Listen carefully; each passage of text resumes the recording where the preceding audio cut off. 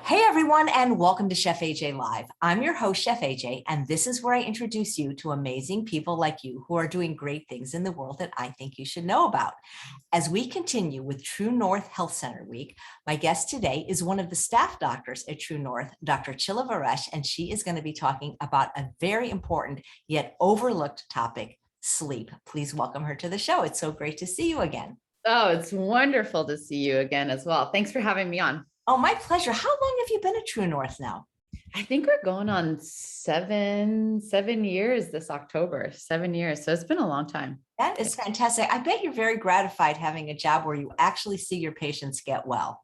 Oh my gosh. I mean, that's what keeps me there. I say it to everybody. I mean, like, it's addicting. It's addicting to not only have people improve with the nutrition-based medicine component, where, as everybody probably knows, we do whole food, plant-based, no salt, no sugar, no oil. And so getting that kick-started, most people just improve and they're just wowed by that, right? And then you get them into a water fast. And I actually, even if there is ever a time when I do leave TrueNorth, to be honest with you, I don't know if I can practice medicine without water fasting, because that's how impactful I've seen it be, across the board. So yeah, so that's amazing. Did you ever anticipate this was going to be your career? No, I came to TrueNorth for a residency, and I always was interested in it, but because I was doing my doctorate and a master's program simultaneously, I just did not have the time to come and do one of our beautiful internships that we have here. So when the residency opened up and it meant that I could actually be in the same vicinity as my ex-husband at the time, I just took it, and I was excited because I was like, oh my gosh, this is a place I actually wanted to intern, but I couldn't. So I felt like it was kind of very, what is that word called? Like, just a very much of a godsend. So, but then I just fell in love with it. I just kind of did one thing after another. And the fact that I'm able to practice acupuncture here, the fact that I'm able to do cranial sacral here, it just gives me such a wealth of use of my kind of specialties and talents. So, and one of the things you're also able to do, which I'm trying to highlight and spotlight this week, because people keep writing me with their different medical challenges, is now you're actually able to do telemedicine. Yes. Well, I just to clarify, we're doing phone coaching, which is a little bit different. And the reason why it's important to clarify that is because with telemedicine, you would really have to get licensure in other states, and you'd be doing like full on like physical exams and doing prescriptions and everything like that. What we're really hoping and trying to do with this phone coaching is really get people one step closer with their health goals by kind of assessing what's going on in their life and seeing how we can really help them, either nutrition based or lifestyle based. And then also in many cases, help them prep so that they can come here and then dig in deep, because you've probably seen this. A lot of people, because this is such a new thing, they just come and they're really unprepared for the challenges, I think, or the change, because you're flipping your life upside down. So, Well, thank you for clarifying that. I really appreciate that. So, because now I will use the correct language going forward. But they're like an online. It's still like a consultation, though. For sure. Yeah, it's just really it's just about the parameters around what we're able to do and what we're not able to do. So, and that's and there's different levels, but we're doing more like phone coaching type of stuff. So. Right, but they're done on Zoom, just like we're talking right now, which I love, because it's so much more intimate than when you have to like drive and fight for parking and then see a doctor, and they're rushed because they've got like 20 more patients. So it's a very cool thing. I think I had a session with you and it was wonderful. I know. I'm so excited. We had a session together. Dr. Goldhammer said, no, you need to see her. And then, when Dr. Goldhammer talks, I listen. So you mentioned that you probably, wherever you decide to work in the future, if you ever decided to leave, you always wanted part of your practice to be the water fasting, because you've seen so many miracles happen with it. And I'm wondering, though, one of the things because I listened very carefully, you said about the SOS free, and this is where TrueNorth is a little bit different from a lot of places and a lot of other, plant-based or vegan programs, is the fact that there is no salt, no oil, no sugar. And a lot of people would think of that as kind of extreme. But I'm wondering, how important do you think that actually is to the ongoing healing of the patients after they water fast, or if they don't water fast, and if they just do that? Because to me, I think it does make a difference. Oh, it makes a huge difference. I mean, I really believe that the reason why he is as successful as he is, whatever it is, 37, 40 years later, is the fact that he has that component to it. Because there, if I'm going to be totally transparent, there is quite a few people that once they make the vegan shift or they switch to whole food plant-based, they really do get such an amazing amount of benefit. But I always call it, what I call it? I call it this false sense of wellness. And what I mean by that, right, is the fact that like most people live in this false sense of comfort, meaning, you're going by, you have no symptoms, you're feeling okay, you're not really that tired, although maybe you're not sleeping so well, you're kind of having aches and pains, but it's not constant. So most people just go through their life thinking this is normal for me. But they're also, drinking alcohol every night. They're eating, crappy food a few times a week. And they're like, well, what's the big deal? Or they're doing salt, they're doing sugar, they're doing oil, and they're on the precipice, right? Like they can actually transition into optimal health if they choose the right diet and lifestyle, which it can be for them. And for a lot of people, no salt, no sugar, no oil, or they can go towards, chronic illness with just, that one hamburger after maybe like a stressful event and not sleeping or whatever, there's things that build. But to answer your question a little bit more directly, it is for many that come to us, it is that fine tune that they needed in order to get to that optimal wellness piece, that total wellness. So yeah. Yeah, because it's interesting. Some people come to True North and they're not even vegan or plant-based at all. It must be, and they're there to water fast because they've heard of the benefits, but that must be a real shock to them. Oh, for sure. Oh, for sure. It's a shock to them. And for many, it takes time for them to even do a taste adaptation, because I think we take it for granted. Like, I mean, I have salads without dressing on them and I love the taste of a cucumber. I love the taste of a lettuce, or I can have just Swiss chard steamed. For some, that does take a little time or just even when you think of, it's so common to be here at True North and have a salad for breakfast, right? Most people, I had this with my boyfriend's father. They're like, you're having a salad for breakfast. And I'm like, yeah, well, there's no definitive of when you can have a salad, but, we're just in a culture that has a different way of setting their meals up, or what a proper meal is, or how to activate taste buds. Right. So that's one of the funnest things is when you get to be at True North is the doctors, and actually most of the staff eats the same way as the patients. Mm-hmm. Yeah.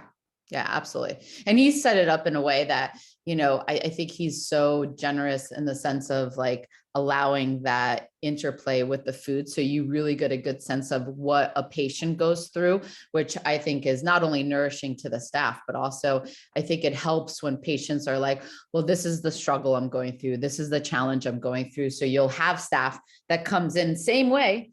There's a lot of people that come to us as interns or whatever that weren't vegan, that put a lot of salt on their food. And now they're in a state where they're like, this is not tasting exactly right or optimal. And so they've had to make these changes, but that's the good part, right? Like once you learn and once you experience it, you're able to teach it. Yeah. So. Dr. Goldhammer often tells a story when he lectures about, I believe the gentleman was a union worker and the food came in and he said it tasted like tasteless swill and he may as well get my shotgun and shoot me. And then afterwards, the food all of a sudden tastes better. The chef got the hang of it, but of course it was the same food. Do you see that in your patients that water fast where they don't like the food before the fast and then afterwards, not so bad? Huge. There's a huge neuroadaptation that happens, which is why we did a study on it, because it's one thing to see it clinically. It's another thing that we can prove it now with clinical data. But it's an amazing shift. Actually, even with vegans, to be honest with you, like, I've had vegans that say, wow, I never realized this had this much sweetness, or, like for me, I remember, when I first fasted zucchini, I had no idea zucchini was sweet. And now it's like, I tasted it and I'm like, it's like, it's sweet. It really is. And romaine lettuce too. I will never forget. one of the Yeah. first years, because I used to, for many years, there was a program at Christmas from anywhere from 3 to 5 weeks where I would help Dr. Goldhammer in the holiday extravaganza. And I remember delivering the orders. And when somebody stopped their fast, the first solid food they often get is steamed zucchini. I remember delivering it to this young lady, and it was like watching the movie Harry Met Sally when she ate steamed zucchini. I'm like, this lady's crazy, but I get it now. I get it now. And I actually love zucchini now, which was one of the things, like, okay, vegetables maybe, but zucchini's actually pretty good. Yeah. Yeah. No, it's fun. It's really fun. Yeah, that is so cool. Everybody thinks about diet. Not everybody, but it seems like diet is first and then exercise is second, maybe, but sleep always gets put on the back burner, even with people that have the diet and exercise, right? I have a friend who's a health coach, and she has the same diet as Dr. Alan Goldhammer, that perfect, and same exercise, but she doesn't sleep. Yep. Absolutely. And the reason why I do lectures, or I talk a lot about the foundations of health, and I'm actually offering kind of a coursework on my personal website to go deep into some of these topics, because of the fact that I might be more of a rare type of doctor, in the sense that a lot of my patients, so we see obviously a lot of patients that aren't doing the diet, whole food, plant-based, no salt, no sugar, no oil. But then I also see quite a few patients that are like, Dr. Veress, I've been doing the diet, I'm doing it. And that they are doing it, they're still having health issues come up. And so then we need to dig in deep, and then we need to assess, like, is it the mental emotional component? Is it the stress component? And a lot of times it is the sleep, right? Like, this is the sleep component. So how do we improve that so that the other pieces of what they're doing, which is phenomenal, and you don't want to change that piece, but you can get that moving more towards optimal wellness. So yeah, absolutely. I love to learn about sleep, because the thing I hear most, because I tend to have an audience that's a little bit older, because I'm in my 60s, is that there's not a problem with sleep. There's a problem with waking up, because you got to pee as you get older. And that's what I hear from a lot of people, is that, okay, now I can't get back to sleep. So what do? Diapers? No, there's a lot of things that go into it, right? Like, so there's, the antidiuretic hormone is one of the main regulators of thirst, urination patterns, things like that. And a lot of people, it's as easy as, I know this sounds crazy, but it's as easy as making sure they're hydrated during the day, because when you're dehydrated, your body's going to go into this different hormonal pattern and potentially have more urination in the middle of the night. It's a very specific, like, survival response that happens. And so that's one piece, right? The other piece that's really easy is that many people don't realize, but before bed, they're drinking maybe a cup of tea, they're having some water before bed. And for them, they might need to stop drinking 3 hours before bed. And I know that sounds like a long time, but different people need different things. Some people just have a weakened bladder and weakened sphincter and pelvic floor. So maybe Kegels would work for some people. Some people need some actually pelvic floor physical training so, I mean, there is a lot of different things that can come up. Some people, here's the fight for no salt, no sugar, no oil. Some people have bladder irritation, and the detrusor muscle, which actually is the thing that signals to us, hey, we have to pee. That is what's causing some of that, signaling in the middle of the night. Because what happens, and we'll learn about it today, is that, when you go into your, stages 1 during the middle of the night, which is a really light sleep, that's where your bladder starts kicking in and saying, hey, wake up, because I got to go pee, so there's a lot of different things. It's just about getting deep into, like, what's going on for that person. Great. Well, I think you have some slides to share. Yes, I definitely do. So let me share my screen. I will share right here. And can you see it? Perfectly. Yeah. All right. Awesome. All right. Well, let's get it kicked off. So you heard me kind of talk about the foundations of health. And I think that these are really important to understand. So we're going to be talking about sleep, but the other pieces are just managing stress, obviously whole food, plant-based, no salt, no sugar, no oil, movement, making sure you're moving your butt every single day, having a really strong sense of community. We are seeing quite a bit of issues coming up post-COVID, just with social isolation and different aspects of, increased anxiety, depression amongst not only adults, but also teenagers and kids. Spirit, just making sure you're waking up every day, loving life, with a deep sense of purpose. And if we're not, unraveling that and really asking the questions.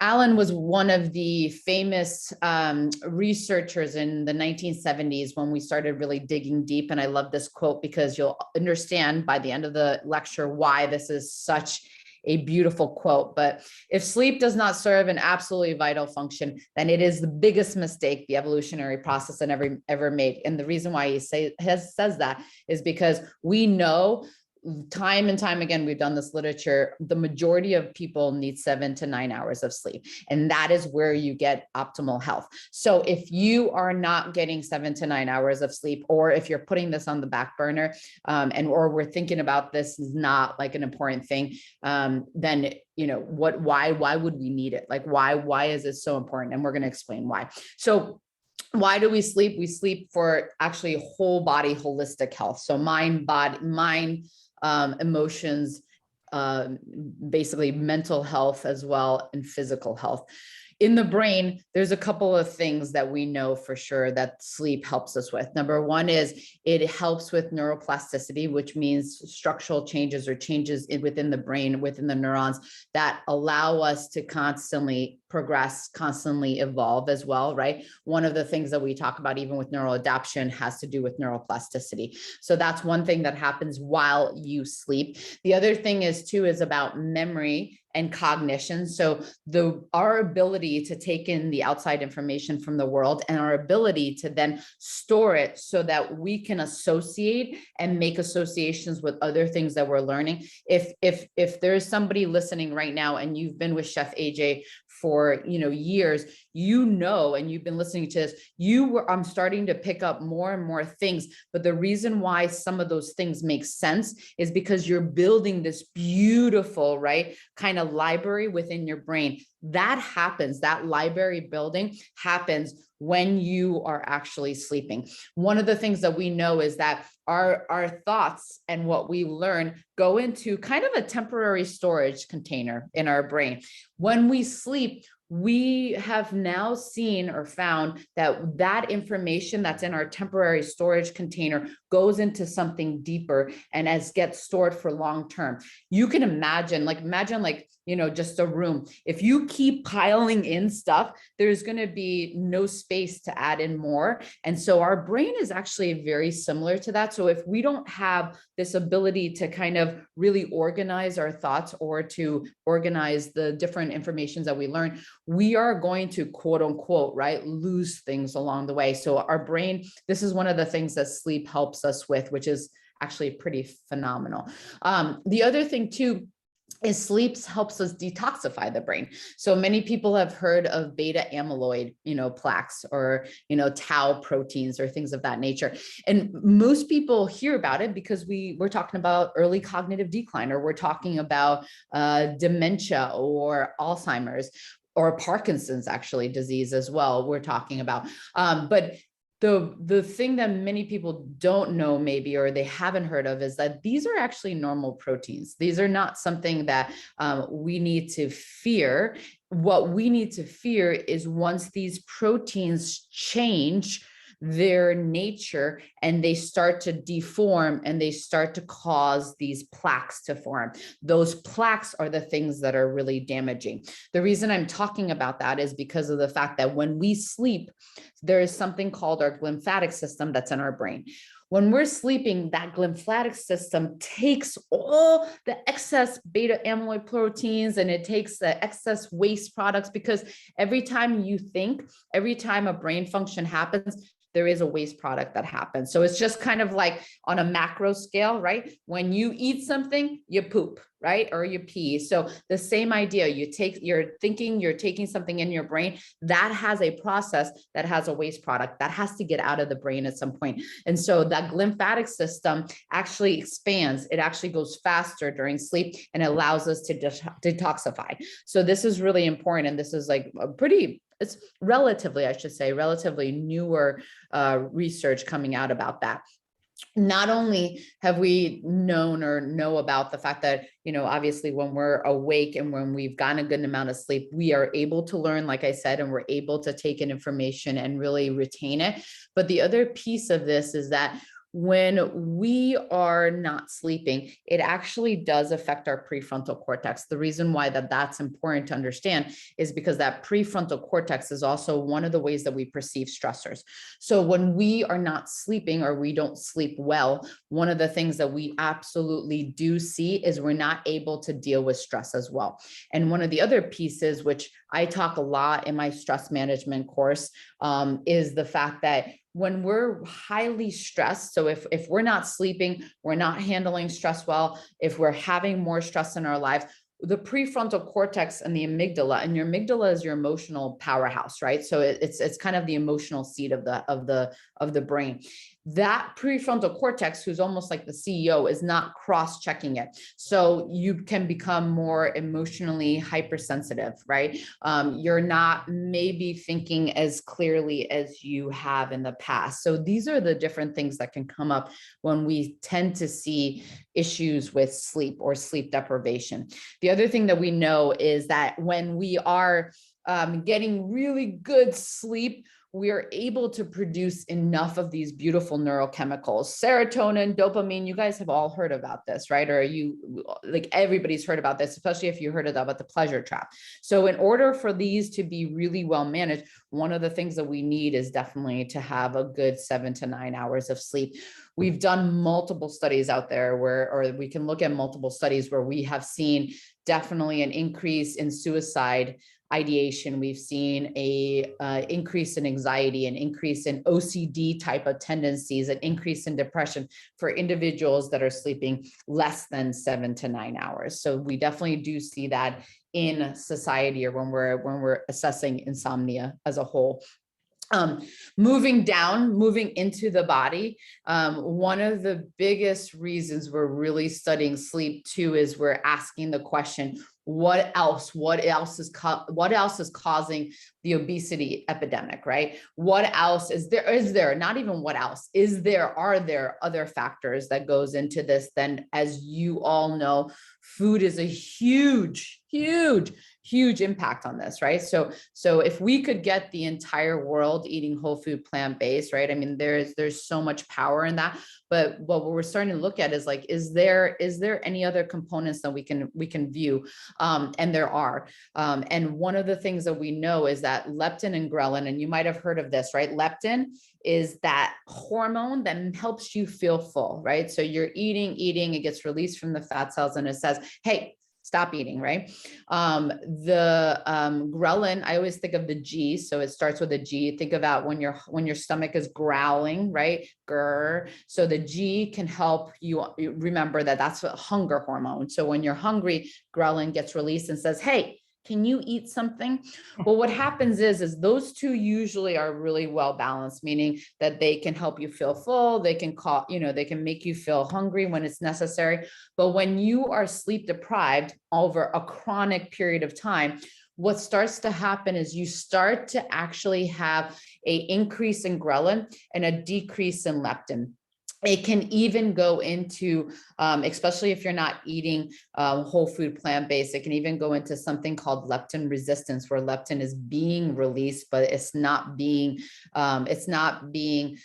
taken in by the receptors. So it's not being understood as well. So what you're starting to get is you're constantly hungry, you're constantly craving food and constantly craving something.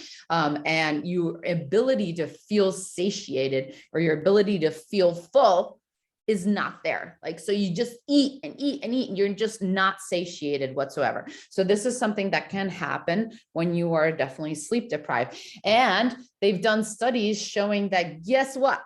When you're sleep deprived, do you think that you're going to be reaching for that cucumber, or you're going to be craving for that cucumber or that salad? Absolutely not. There is definitely an increased incidence of weight gain with individuals that are insomniacs. And also because of the fact that we are reaching for high fat and high sugar laden foods. And if you think about it, your body is brilliant. It's thinking to itself, I need energy, and energy is glucose, right? But it's not thinking I need a piece of fruit that's a really beautiful whole food that will not only affect beautiful microbiome health, that will be an antioxidant that's flooding your cells with phytonutrients. You're not thinking that. You're thinking quick glucose fix, sugar, refine. That's what you're thinking. So they've done multiple studies showing that this is the case. When we look at the impact, even on obesity, on diabetes incidences in the United States, or just even diabetes type 2 in general, one of the most replicated studies that we have out there with sleep deprivation is one that has looked at basically what happens with less than 6 hours of sleep. And actually what they did with these control groups was they did one control group where they had them just sleep 7 to 9 hours. They were checking insulin sensitivity across the 4 days that they were there. And then the other group, they only allowed to sleep 4 hours for 4 days. And so 4 hours the first night, 4 hours the second, third, and fourth night. What they found was profound. So in 4 days, right? Like, I mean, this is only 4 days, but this, and this can be reversed just as an FYI, just as an FYI, but it's very indicative of what can happen over a time period. What they found was that insulin sensitivity within those 4 days, just because of sleep deprivation, already came down in cellular sensitivity by 16%, and then in the fat cells by 30%. I mean, this is huge. Matthew Brady, who was one of the principal investigators on one of these research projects, or one of these research controls, he said that to wrap your head around what that signifies, because it's hard when you're like, okay, so what's the big deal? Insulin sensitivity goes down. But he said that is like metabolically aging your body by 25 years. And that's just in a 4-day span of time. So you can imagine if somebody's doing this on a repeated basis, this is one other factor that can come into play when we're looking at, and again, we have to look at the big picture, but if someone's sleep deprived, this is in play. They're eating crap food. They're taking those croissants. I mean, you could see how this can all go together. And then when we look at heart studies, we definitely know that there's a big correlation with heart health and also sleep deprivation. So not only do we know that with obstructive sleep apnea, which is a condition where a person will stop breathing in the middle of the night due to structural changes, they will have, obviously, decrease in, or they will definitely have sleep deprivation. You definitely do see greater incidences of high blood pressure in these individuals, and also even different types of like heart failures or atrial fibrillation, things of that nature. So if you do a quick, even PubMed study, you will see research study after research study of the impact of sleep deprivation on cardiovascular function. And again, it's easier to like look into because we have obstructive sleep apnea type studies. One of the cool things that I love the immune system. So it's one of the most intricate and most complex systems that we have in our body. And it's fascinating when you even scratch the surface. I mean, there's so much more to learn. What we know with the immune system and sleep is that when we are sleeping, your immune cells, which are your soldiers in your body, basically, they mount their appropriate kind of places in the body to help you. And they're also ready for fighting. So they're getting themselves prepped and ready to go for the real fight. And so when we are sleep deprived, our immune cells are still there, but they're not going to be as active, or they're not going to be as efficient as they would be if we're sleeping. So one of the examples that we have is that T cells migrate at night. And so your T cells are your like basically secondary major defense team. And so they need to go into your beautiful lymph nodes so that if something happens, or if there's a virus, a bacterium, they're there, they're ready to fight, they're in position. Well, this happens during the nighttime. So we see that there is an ability for that T cell migration, or a decreased ability for that T cell migration. We've also done studies on vaccinations. There's a lot of talk about vaccinations these days. one of the things that we know, especially we've done studies on on mostly the hepatitis B vaccination, where they've done a study where they obviously taken a group of individuals and they were the control group. They did 3 different Hep B vaccination, which is the series you have to take. And they were able to mount an immune response. They had antibodies for the Hep B. Technically, they are, very much protected against Hep B if they ever get exposed to it. They did the same exact thing with individuals that they put through sleep deprivation. And for those individuals, I think they were sleeping around 5 to 6 hours. So it wasn't as drastic as the insulin sensitivity test or insulin sensitivity research. But in that group, control group, they did the same exact thing. They tested antibodies along the way, and they tested it at the end. These people couldn't mount an immune response enough to produce enough antibodies to be protected against the Hep B vaccination. So this is really good information to know, because one of the questions, right, is like, well, why aren't the vaccinations as effective as they need to be? Is this one of the cases? And I would love to be able to somehow do maybe a retrospective test to say the people that maybe had been more, vulnerable, is it because they're sleep deprived, or do they also have insomnia type issues? So this is how you can use this kind of study in more public health type of manner, which is fascinating. And if you're asking the question, like, how is this even possible? How can me losing a little bit of sleep really affect all these factors? And the idea behind it is epigenetics. So we know epi, right, is above in the genetic code. So we know you can't change your gene. Your genes are your genes. Your gene, you get it from your mother, you get it from your father. You definitely, though, we know, because there's different proteins, we can definitely turn them up, we can definitely turn them down. And that is how food affects your body. That is how sleep affects your body. That is how managing your stress can affect your body and your health. And they're doing more and more studies where they're really looking into how this creates a situation where we can modulate our lifestyle and our nutritional impact, right? Environmental toxins have the same exact impact in a negative way that can really change, how we're living our lives. So this is one of the ways where sleep can have an impact on everything that we talked about. To understand a little bit more, or to just kind of dig in just really quickly on what sleep is, because I think it's important when we talk about how to get more sleep, right? So sleep is something, if you're going to understand what sleep is, you have to understand there's something called the suprachiasmatic nucleus. And the suprachiasmatic nucleus is in the hypothalamus in the middle of your brain. And so what this does is a master controller. It is a rhythm controller. It doesn't just control sleep and wake. It controls the rhythm of the entire body. So women, this is really something that most people can kind of identify with. We menstruate every single month. This is a function that we have that's rhythmic in nature. Most of what we go through in life is very rhythmic within the body. And so this is one of the main controllers of it. If you're going to understand the sleep cycle, there's many changes that happen physiologically, but what first happens is that night falls. If we're in tune with that, then what happens is that nighttime is received through the optic nerve. It sends a signal back, right? It sends a signal into the suprachiasmatic nucleus. The suprachiasmatic nucleus says, hey, pineal gland, we are ready to release that melatonin. Melatonin starts to rise, right? And we start to have really drowsiness. We start to get into this sleep pattern. There is a lot more nuances around that, but that's primarily the main way that we pretty much fall into sleep.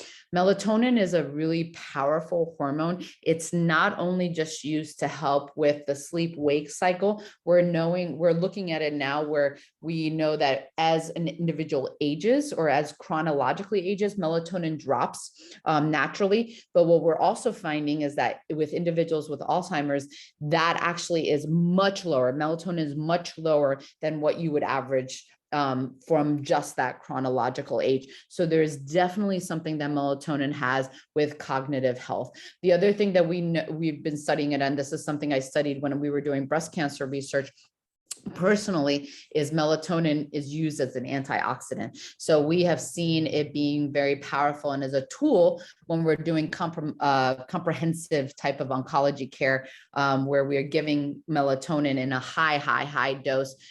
We've seen it not only in breast cancer, but in other different kinds of cancers as well. So that's something that, you know, we can work with the oncology team regarding supplemental support. The sleep cycle. So once you go into this physiological shift, the sleep cycle is on average around 90 minutes per person. And that means some people are a little bit less than 90, some people are a little bit more than 90, but this is just an example of a sleep cycle that you can find on your Fitbit or something to that effect. It's just to give you an idea of what happens. So one is you have non-REM stages. REM is rapid eye movement. Rapid eye movement is where we process our emotional information from the world. And that is very, very much a component and a very important component of our sleep cycle. The one thing you're going to notice on this sleep cycle chart is the fact that REM increases over the length of time that you're sleeping. So this is why I always say to people, there's 3 different healths within sleep. One is sleeping 7 to 9 hours, 2, sleeping through the night. And then not only that, but it's actually attuning to your circadian pattern. So they've done these types of studies as well with people who work shift, who have like the graveyard shift, things like that, who are sleeping 7 to 9 hours, but they're sleeping against their circadian pattern. And they have also had a decrease in insulin sensitivity, or another way to say that is they've had increases in insulin resistance. They've had more cases of hypertension in these individuals. So this is why talking about all these different components of what sleep is vitally important to know and be aware of. And so what happens during sleep is you get into stages 1, really light sleep. Stages 2, you go into a deeper brainwave pattern that gets you deeper into sleep. You go into stages 3, that's a deep sleep pattern, which then comes through to REM. The problem when you're waking up in the middle of the night, and if you're waking up more so if you're waking up multiple times, is the fact that you don't really go back to sleep right where you woke up in your sleep cycle. So it's not that you're not getting into deep stages of sleep. It's not that you're not maybe getting into REM sleep. It's the fact that you're not taking full advantage of the amount of those stages that you could be in. So that's a really important factor to, I think, really be aware of. The reason I put this up, it's really busy and you don't need to read through it. The reason I put this up is just for you to know that many of the things that we are given with the pharmaceutical world, they can help maybe short term. Many of them are even said, don't use this more than a week or maybe 2 weeks, things of that nature, because long-term use of even something like Ambien, we all know for sleep, anti-anxiety type of medication, antidepressants, things of that nature, those will cause over time, they help you fall asleep. They might really get you into, because they shorten something called sleep latency, meaning they help with the stages 1 and 2, but they're going to actually take you out of REM stages long-term.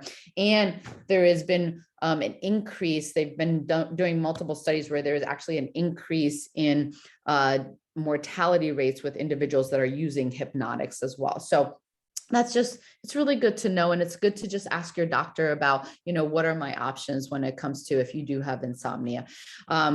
What is recommended? This is from the National Sleep Foundation. So you can see that adults need 7 to 9 hours. And one of the reasons I put this up, because I'm sure many of you realize, as an infant or newborn, you're going to need much more than you do as a teenager, into adulthood. One of the things I put this up for is just for you to really, really pay attention to.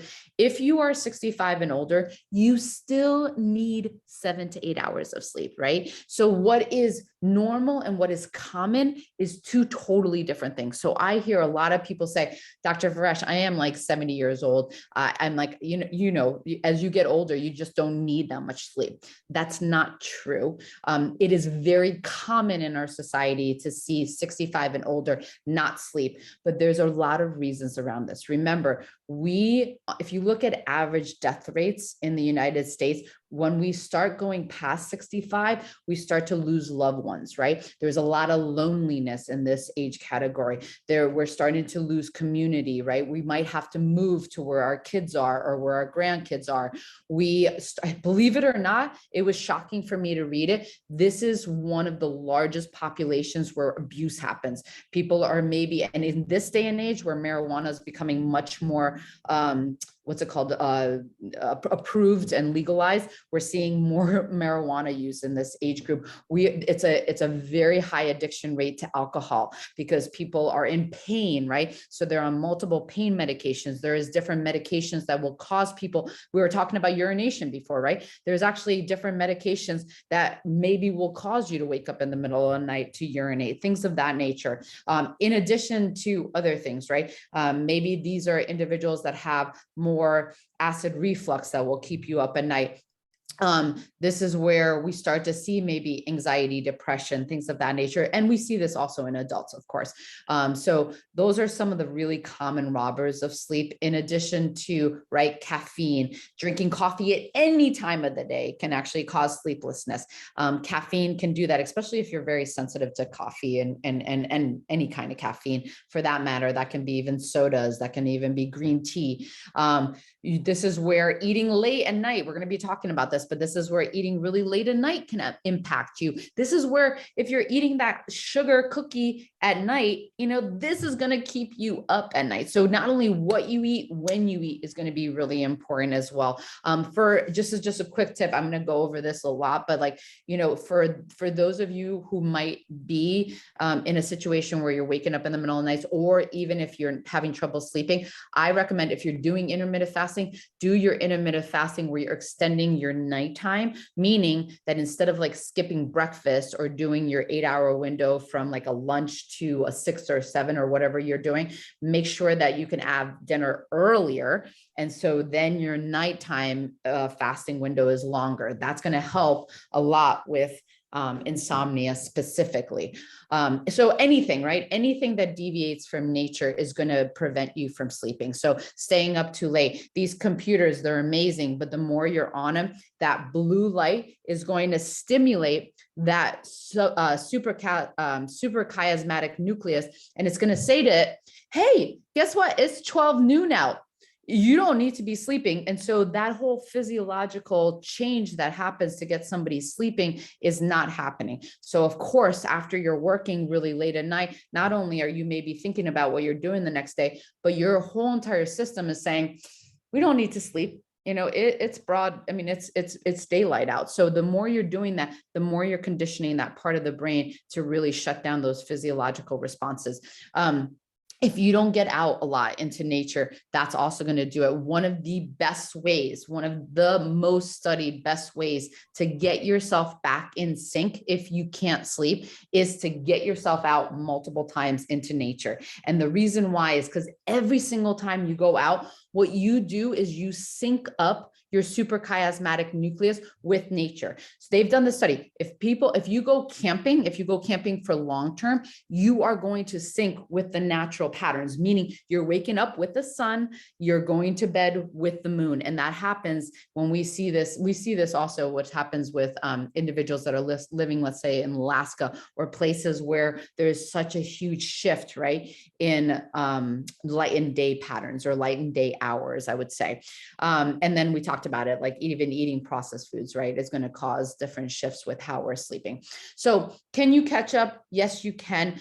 You can't catch up by sleeping in on the weekends. That's not going to do it. That's called social jet lag, meaning that you're going to cause maybe more issues down road. The only real way that you're going to really attune to this is really syncing up something called like a sleep gate, which actually is, there's a natural progression of something called adenosine in our body. So the minute we wake up, adenosine is released, and that is actually produced until we fall asleep. And it just makes us drowsier during the day, or as the day goes on. But the other piece is to sync it up with our circadian pattern, which is controlled by, right, light and dark, even in our environment. So that is the main way that we are going to really attune with that.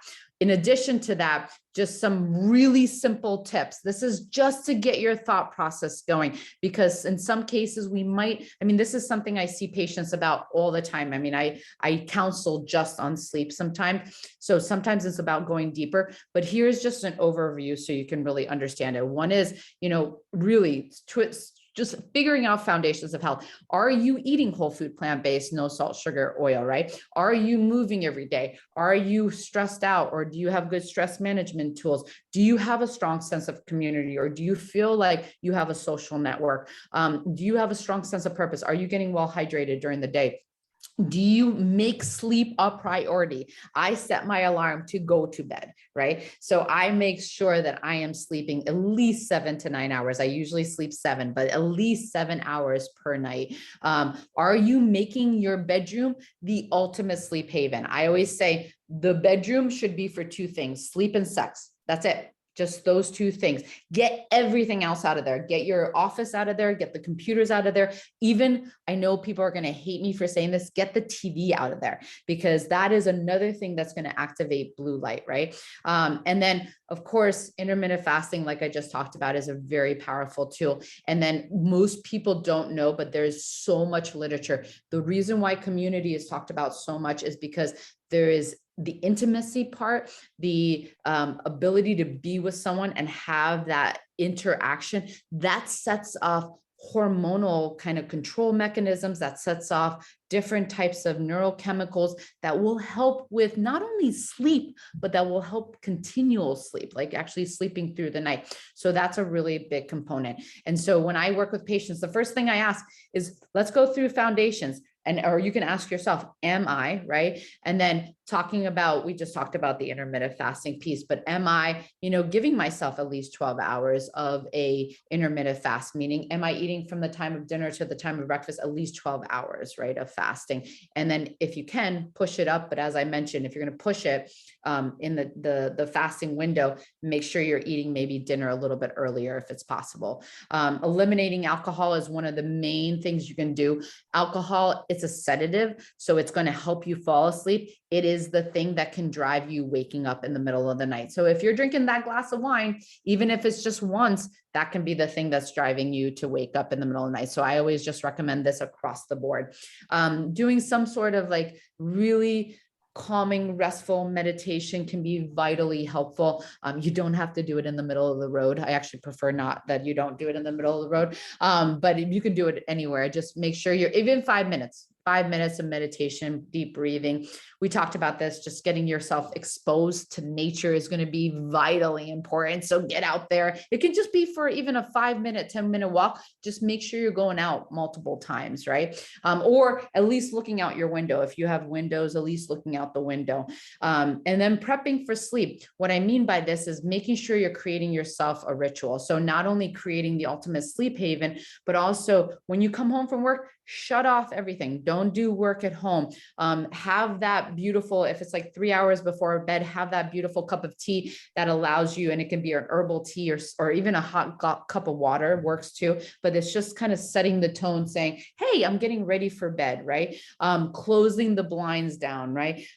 Putting on soothing music, maybe doing some like lavender essential oils. We use that here at TrueNorth, believe it or not. When people are fasting, we just have people sniff it. That activates neurochemicals that allows people to be restful, anti-anxiety. So it helps people sleep well.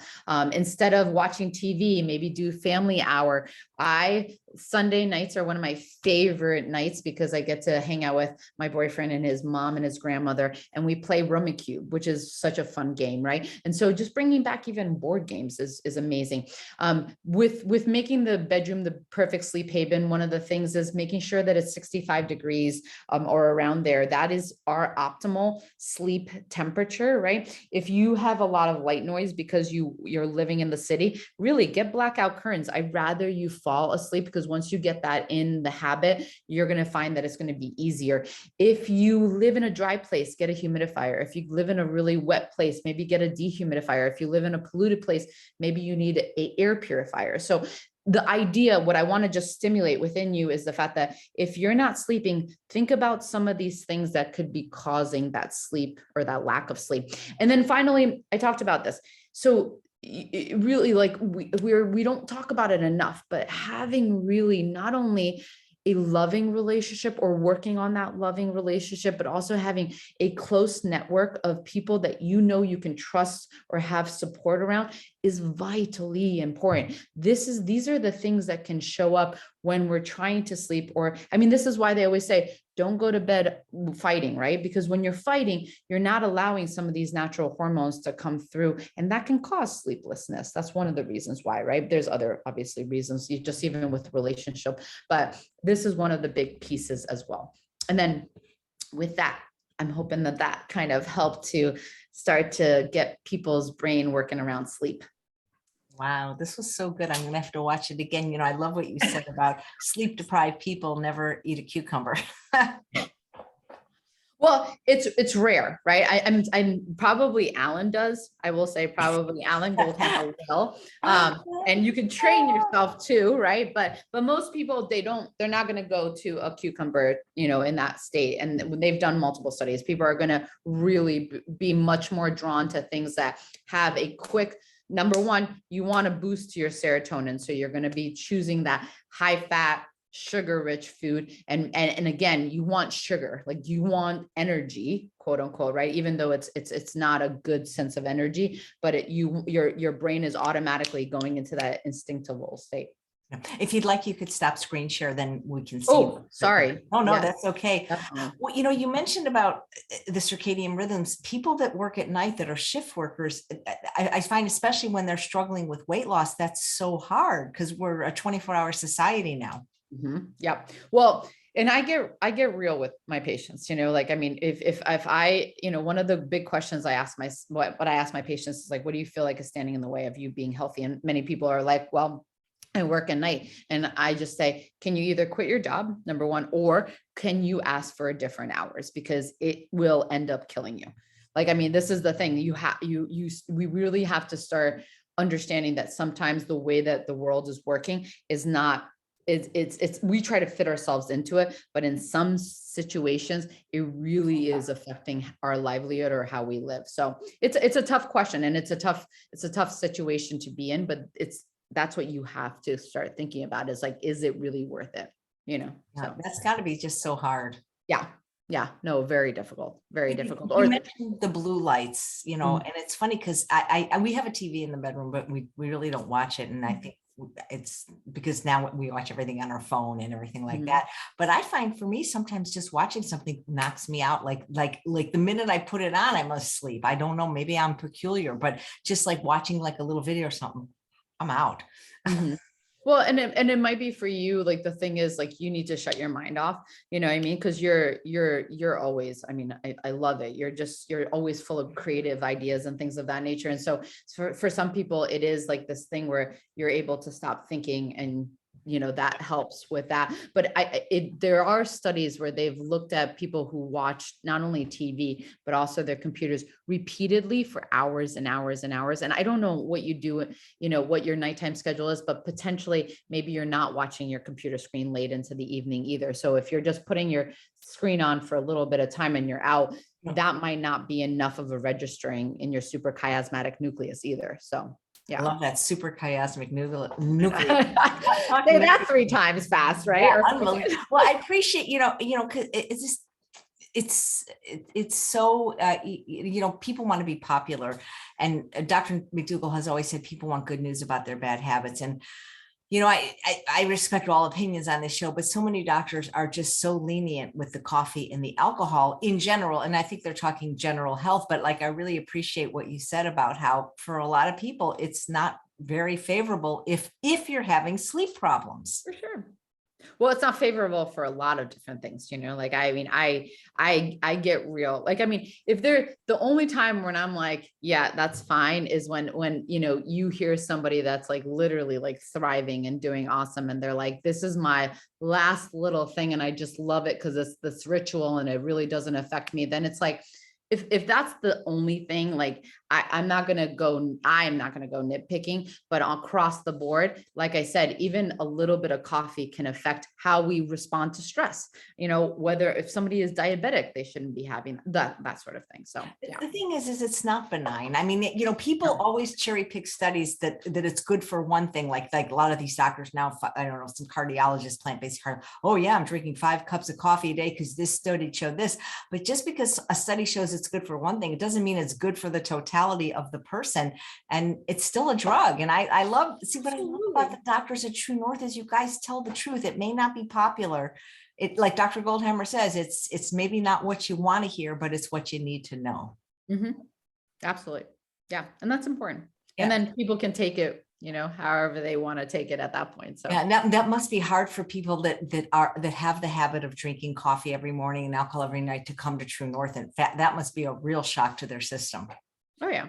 Oh, for sure. I mean, I've also had people just straight up tell me, they're like, I'm sorry, Dr. Veress, I'll do the whole food plant-based, no, but I'm not giving this up. And I'm like, that's your choice, but at least know the information. And if you understand where we're coming from, that's all we can do. Right. So, but for a water fast, it would be dangerous if they had those. Oh, for sure. Yeah. No. Like, yeah, for a water fast, they're only doing water. So yeah. Can doing a water fast help people that have the habit of alcohol and caffeine? Can it help it make it easier if these are things they're willing to give up? For sure. Across the board, most people do not crave coffee and alcohol across the board. The majority of people do not crave coffee or their alcohol anymore. And it is one of the things that people have said, you know what, that is the thing that helped me cut my cravings or cut the daily habit or cut the habit or the habitual piece of it. So that's neat. What about people I always wondered, do people still smoke? But what about people that smoke? Can a water fast even help facilitate that? It can. I mean, we had individuals that have, stopped smoking while they were here and then start back up again, for sure. But it's across the board. It's a lot of, I'm sure you had somebody speak about this before, but one of the best ways to change your habit is to change your environment drastically. So if you change your environment, meaning you're out of your home, you're out of your family situation, you put yourself into something like True North Health. If you're trying to give up something, it's like neuroplasticity, fun house going on. So you're changing all those beautiful patternings that are happening. So yeah. Yeah, I think that's interesting how you said that alcohol might help somebody fall asleep, but make it harder to stay asleep. Mm-hmm. Yeah, absolutely. So it's one of the things that we look at is the fact that number one, the effects of the sedative wears off. Number two, most people, that is one of the things that can irritate your bladder. Number three, it's also the thing that can cause you to need to use the bathroom in the middle of the night if you're drinking, right? And then also over time, nothing has been, like you said, there's nothing that's benign. If you're drinking alcohol every single night, that's changing, serotonin, dopamine, neurochemical patterns. So that's going to affect how you're sleeping over time. So yeah, absolutely. I've had 2 sleep doctors that were board certified in sleep medicine on the show. And one of the things they mentioned was about room temperature. And I couldn't believe how cold they said. I mean, they said that you need to keep the room for optimal sleep. I would freeze. I mean, people will die, but we keep our house at 83. Oh my gosh. and the thing is anything, I mean, drop it below and my husband and I are freezing. Do you think there might be individual differences in people? Because I mean, I literally would freeze to death if I put it to the temperature that sleep doctors are recommending for optimal sleep. Yeah, I mean, there's definitely variations to it, but the reason why there's recommendations for that degree is just because when you sleep, your body temperature physiologically changes and it drops. So if you are getting into an environment that is very similar to that, it's just, you're helping it along. Like you're just, you're helping the whole, like if your environment is going to be matching like what you want the internal to be, it's just going to help it. So yeah. Yeah. How do the patients sleep at True North? I mean, I know you have a sleep number bed, but is it hard when you're water fasting? I've never water fasted, so I don't know. Can they get good sleep while they're fasting? Yeah, so it's very common. Again, remember, common and normal are 2 totally different things. So it's very common for people to not be able to sleep during a water fast. That is very, very common. But what I will say, which is really, I think, just so awesome about water fasting, is that if people come in and they have insomnia and they come in and they do a water fast, many people do report better sleep post fast. So, and I'm hoping maybe it's a study that we can do, but it's definitely powerful. So now that must be tough because you're not eating, you're not sleeping. What the heck are you doing? Like, you must be bored to tears. yeah. You know, it's interesting how much time you have when you don't eat, like during the day, when you're not thinking about food prep and food, you know, it's like amazing how it really does free up your schedule. For sure. And that's what people say. I mean, I think if I had to just rate what's the hardest thing about a fast, it literally is the idea or the concept of doing nothing for that amount of time, because most of us don't have any idea how to just be. You know, we're always filling our day. I don't know how to not work. It's like, I'm like, what do you do? You know, well, luckily I have a little dog. So I mean, I do fun things, but it's just, I think it's just who I am. So, you know, so many people, I think, like you said, oh, speaking of, oh, she's like, come play with me now. Literally that's so funny. As if on cue, you know, that's amazing. So many people, like you say, it's the stress that causes them to not have sleep. And how is your class can help with that? Maybe you could provide the links, because it sounds like it would be wonderful. Yeah, well, it's in production right now. So I'm doing a series because I just really want to help educate people on how to be not only optimally healthy, but longevity, right? So quality of health for long periods of time. And that birthed from the fact that I work at TrueNorth, and I'm seeing the power of whole food, plant-based. I'm also seeing the other aspects, like the importance of when you have one of these pieces, but all of them are not in play. So it's still in production, but it's going to be up on, if you go back to the beginning of my slides. So my website is drchillaveress.com, drchillaveress.com. And so it will be, you know, promoted, and it will be up there when it's happening. And so it's just, you know, it's understanding that stress has such a close connection with sleep, and then sleep has a close connection with stress. So, I mean, it's a double-edged sword that kind of goes around and around. So it's really about first awareness, and then digging into deep about what is the best stress management tool for yourself. Right, because so many people, when they can't sleep, they just take a drug like Ambien, and that can't be good long term, I'm imagining. It's not. Yeah. As we were kind of short, briefly talking about, long term, we do see, you know, sleepwalking. We do see people coming out of REM stages. So there's a lot of things that do come long term. So. Great. Well, this has been wonderful, Dr. Veress. If people wanted to book not a telehealth, but a coaching consultation with you, are there things that you're more specializing in, like that you love to work with patients on? Yeah. So as I mentioned, I do break out. And if people really need help unraveling some of these foundations of health, I go deep into it. So sleep has been, I rewrote, and I have been helping with the American College of Lifestyle Medicine, help them rewrite the sleep lecture for doctors across the United States when they're trying to get certified in lifestyle medicine. So this is definitely something I've dove deep into. So that's one of them. But the majority of people I work with here have some sort of autoimmune. So autoimmune, I would say, would be something that I dig deep with. But we, as you probably know, all of us physicians here, or doctors here, all of us have worked with a little bit of everything. So we do cardiovascular health, diabetes type 2. We see cancers, everybody. So. Great. Well, thank you so much for what you do. Thank you. Definitely. It's wonderful to be here. Oh, you're just a gem. And thanks all of you for watching another episode of Chef AJ Live. Please come back tomorrow as we continue with TrueNorth Health Center Week with another fabulous doctor from TrueNorth, Dr. Doug Lyle. Take care, everyone. Bye-bye.